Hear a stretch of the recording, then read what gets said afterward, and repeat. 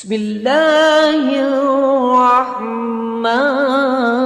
الرحیم۔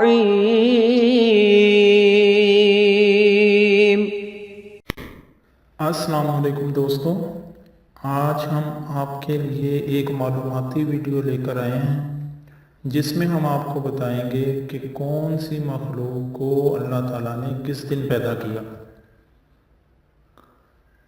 صحیح مسلم اور نسائی میں حدیث ہے، حضرت ابو ہریرہ رضی اللہ تعالیٰ عنہ فرماتے ہیں کہ رسول اللہ صلی اللہ علیہ وسلم نے میرا ہاتھ پکڑا اور فرمایا، مٹی کو اللہ تعالیٰ نے ہفتے کے دن پیدا کیا اور پہاڑوں کو اللہ تعالیٰ نے اتوار کے دن پیدا کیا اور درختوں کو اللہ تعالیٰ نے پیر کے دن پیدا کیا اور برائیوں کو منگل کے دن اور نور کو بدھ کے دن پیدا کیا اور جانوروں کو جمعرات کے دن اور آدم علیہ السلام کو جمعہ کے دن عصر کے بعد جمعے کی آخری ساعت میں عصر کے بعد سے رات تک کے وقت میں پیدا کیا۔